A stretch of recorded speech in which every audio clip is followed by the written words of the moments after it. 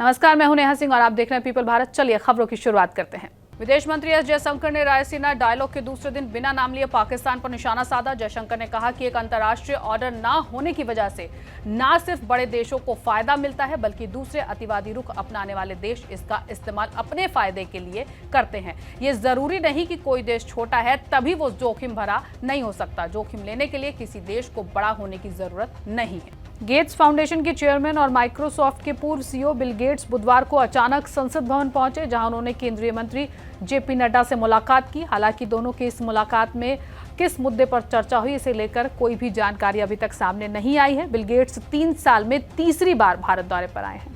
रक्षा मंत्री राजनाथ सिंह ने मंगलवार को नीदरलैंड के रक्षा मंत्री से मुलाकात की। इस मुलाकात में उन्होंने पाकिस्तान की तरफ से सीमा पार होने वाले आतंकवाद पर गहरी चिंता भी जाहिर की।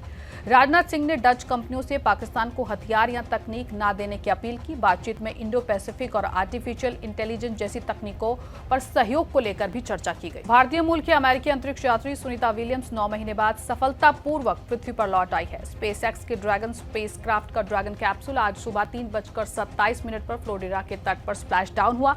इसके बाद वहां पहले से मौजूद सेफ्टी टीम ने रिकवरी शिप के जरिए एक-एक कर चारों अंतरिक्ष यात्रियों को यान से बाहर निकाला। इस दौरान सबसे पहले क्रू 9 मिशन के कैप्टन निक हैग बाहर आए, उसके बाद रूस के अंतरिक्ष यात्री, उसके बाद सुनीता विलियम्स और आखिर में बुच विल्मन बाहर आए। महाराष्ट्र में नागपुर में बीते सोमवार को औरंगजेब की कब्र विवाद को लेकर हिंसा भड़क गई थी, जिसमें कई लोग घायल हो गए थे। घायलों को अस्पताल में भर्ती करवाया गया। लैंड फॉर जॉब मामले में लालू परिवार की मुश्किलें बढ़ती जा रही हैं। ईडी की तरफ से इस मामले में मंगलवार को तेज प्रताप यादव और राबड़ी देवी से पूछताछ की गई। अब आज बुधवार को लालू यादव ईडी के सामने पेश हुए हैं। एजेंसी सूत्रों का कहना है कि इस पूरे मामले में कुछ अन्य तथ्य भी सामने आए हैं, जिस कारण से फिर से पूछताछ किया जाना जरूरी हो गया था।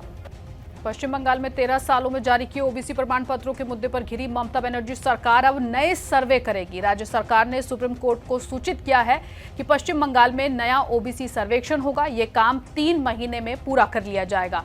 पिछले साल की अगर बात करें तो पिछले साल मई में कोलकाता हाईकोर्ट ने 13 सालों में जारी किए ओबीसी प्रमाण पत्रों को पूरी तरह से रद्द कर दिया था। तब ममता सरकार को बड़ा झटका लगा था। अब ममता बनर्जी की अगुवाई वाली तृणमूल कांग्रेस की सरकार इस मुद्दे का हल करने में जुटी है, ताकि चुनाव में इस मुद्दे पर कोई भी नुकसान ममता बनर्जी को न उठाना पड़े।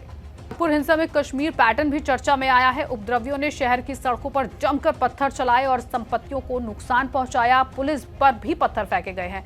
तलवार और कुल्हाड़ी से हमले किए गए। वाहनों को भी लगातार तोड़ा गया। पुलिस ने वो पत्थर भी जब्त कर लिए हैं जो सार्वजनिक संपत्तियों पर फेंके गए थे। इसी के साथ साथ अगर हम बात करें हिंसा की, तो फिलहाल हिंसा थम गई है और अब पुलिस उन उपद्रवियों की तलाश कर रही है जिन्होंने शहर को हिंसा की आग में झोंका और माहौल खराब करने की कोशिश की। दिल्ली एनसीआर में फरवरी 2025 से वायरल इन्फेक्शन तेजी से फैल रहा है। अस्पतालों में बुखार, खांसी, बदन दर्द और लंबे समय तक थकान वाले मरीजों की संख्या लगातार बढ़ रही है।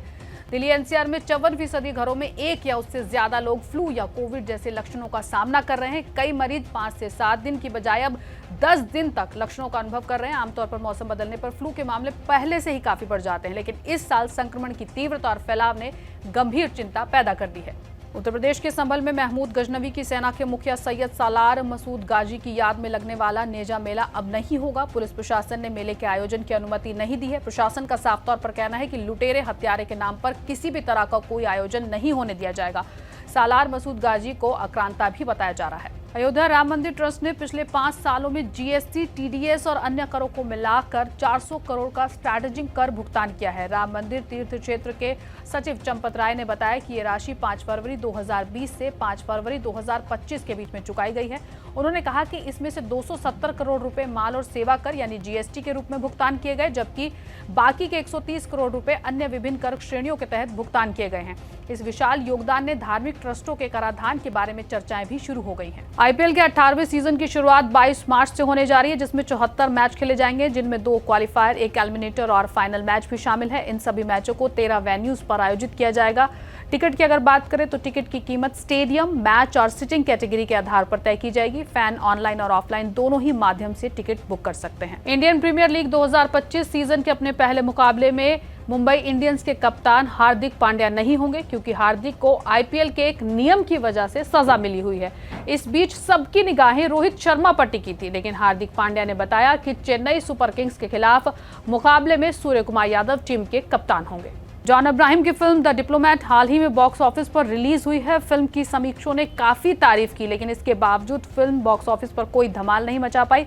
अब इसके बाद जॉन अब्राहम को एक और बड़ा झटका लगा है। जी हां, अब मिडिल ईस्ट के देशों ने इस फिल्म को बुरी तरह से बैन कर दिया है। फिल्म के लिए एक बुरी खबर आई है, मिडिल ईस्ट के देशों ने जॉन अब्राहम की द डिप्लोमैट को बैन कर दिया है। हालांकि फिल्म पर बैन क्यों लगाया गया है, इस बारे में कोई भी पुख्ता तौर पर जानकारी सामने नहीं आई है। इस बुलेटिन में फिलहाल इतना ही। मुझे दीजिए इजाजत। नमस्कार।